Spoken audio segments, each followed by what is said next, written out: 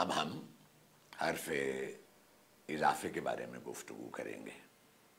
فارسی میں عام طور پر یہ حروف اضافہ ہیں۔ از اردو میں جیسے سے، با اردو میں ساتھ، تا یہاں تک، در میں، رو یہ کسی چیز کے اوپر، زیر کسی چیز کے نیچے، نزدیک ہم اردو میں بھی نزدیک کہتے ہیں، درباریہ کسی چیز کے لیے، بعدس کسی چیز کے بعد، اور قبلس کسی چیز سے پہلے۔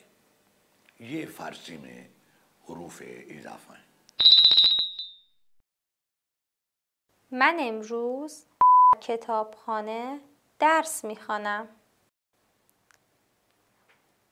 من امروز در کتابخانه درس میخوانم.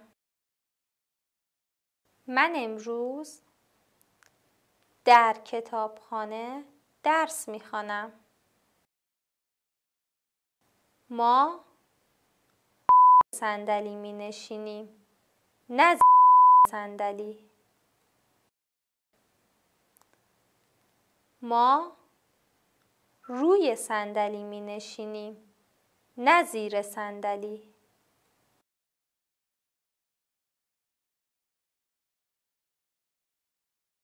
پسرم نمی خوابد.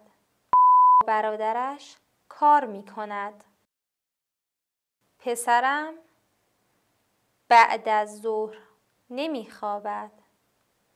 با برادرش کار می کند.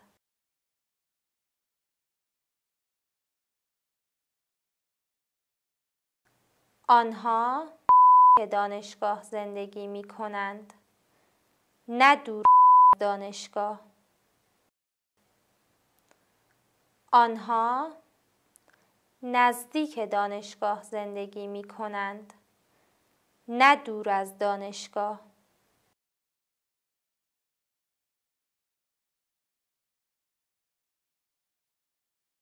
او انشایی خوابگاه نوشت و من داد.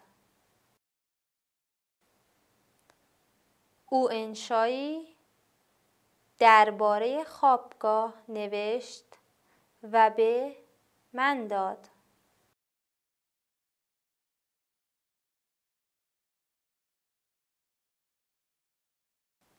همه صبح شب کار می کنیم. همه از صبح تا شب کار می کنیم.